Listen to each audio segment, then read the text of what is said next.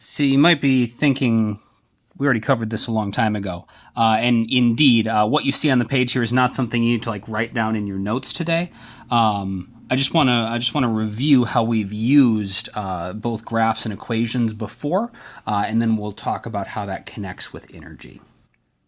So, just a reminder, we've seen situations before where either a derivative or an integral can be used to define something or to calculate something. So the derivative of position is velocity. The integral of velocity over some initial and final time gives us the change in position, and that's always the relationship between derivatives and integrals. Anytime where we have something that is a derivative, if we make a graph, the derivative is the slope, and so our derivative position gives us time, and so the slope on a position time graph gives us the velocity, whereas here the integral of velocity is giving us change in position or displacement, and integrals we find with an area on a graph. And so in energy, we also have some equations. We talked a little bit before about a situation where we can use an area. There's actually a couple things we can get from that, and there's also going to be some stuff that we can use derivatives for. And they're based on the same idea, that if we know one of these, we can figure out the other. All right, so our energy stuff, this is all going to be stuff that is constrained to a single dimension. And so we're going to assume that our force, our forces, and our positions are going to be constrained to a single dimension.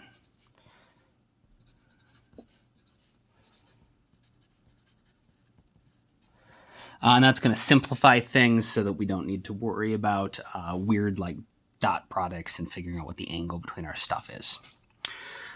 So if everything is, just say it's in the x direction, side to side, that means we already know that the integral from some initial to some final position of our force is going to give us the work done by that force as we move from our initial to our final position. And so what that means on a graph, and we talked about this a little bit before, if you have some sort of plot where you have your force and your position, and so maybe, the force looks like this or something. You can take the area to figure out your work. And so if we go, say our initial position is from here to here, then this area would be the work done.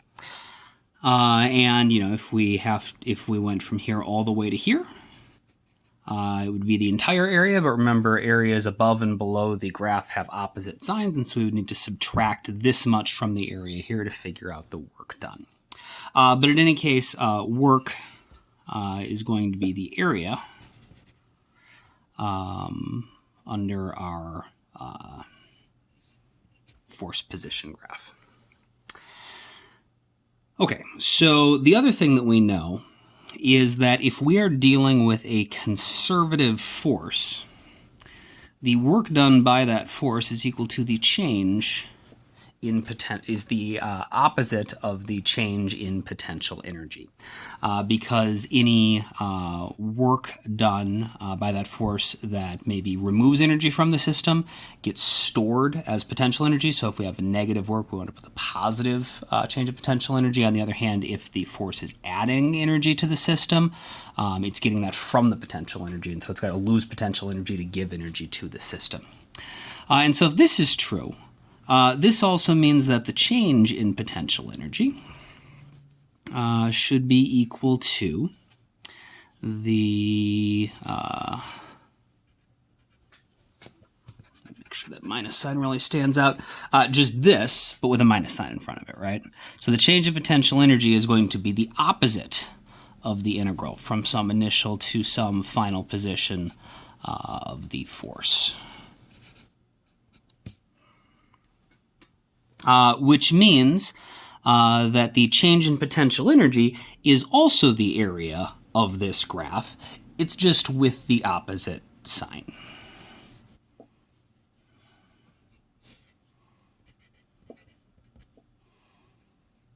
It's weird to say the opposite of the area, but it's like the negative of the area, or the area but with the sign inverted.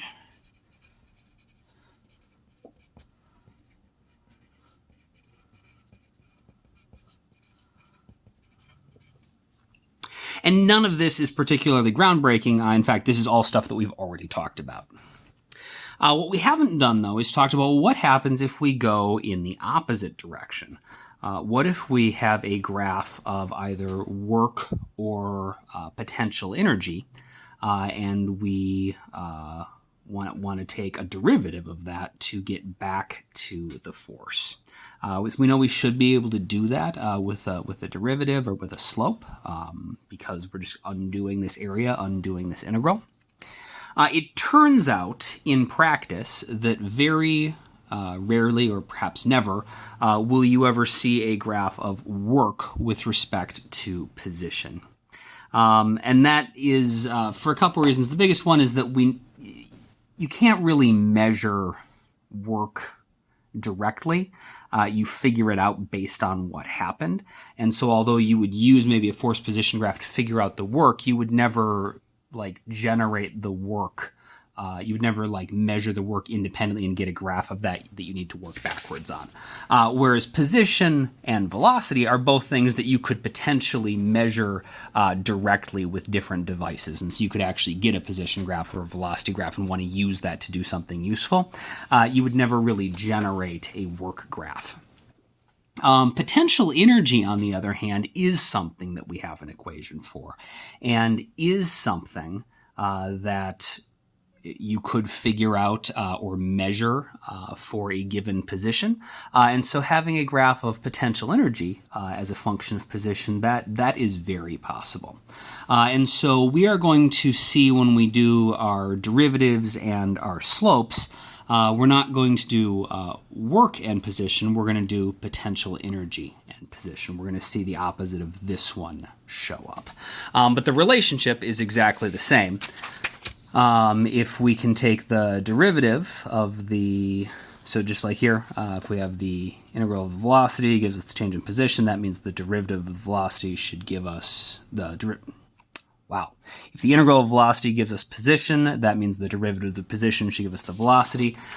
So if negative of the integral of the force gives us the change in potential energy, then the derivative of the potential energy should give us the negative of the force. So we can write that down. I'm actually going to put the minus sign on the... Yeah, we'll leave it that way. So just taking this equation and just writing the opposite version of it, if we take the derivative of both sides. The derivative of the potential energy with respect to position has to be the opposite of the force that is generating that potential energy at that particular position. So what that means is if we have a graph of potential energy as a function of position, and that's, some sort of shape, then if we have a particular point we want to look at, maybe right here,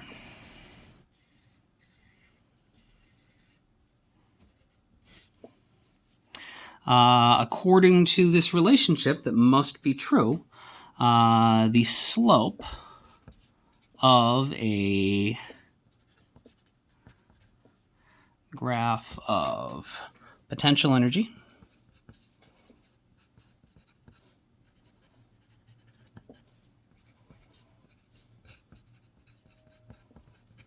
as a function of position is the negative of the force, or the opposite of the force.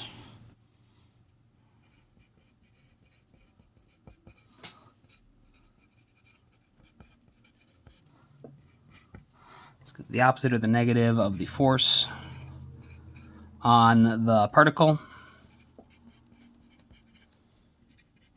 at that position. And so just so for example here, since we have a positive slope, that would mean that we have a force in the negative direction. And so that means that if we have a particle at this particular position, the force on it is going to be in the negative direction, which is going to be to the left. And so we'll look at some, maybe we'll put that on here. So,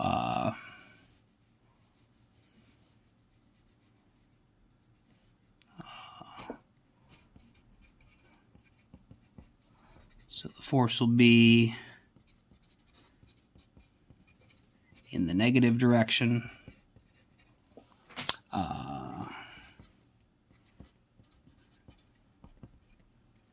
Because the slope is positive.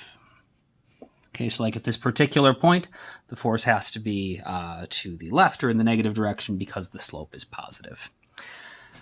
So we are going to take a look much deeper at what all the things we can do with potential energy graphs are, but sort of one of the most fundamental relationships we're going to need to understand what they're telling us and how to interpret them is this relationship. That if we can figure out the slope of our potential energy graph, it must be telling us the opposite of the force on the particle at that position.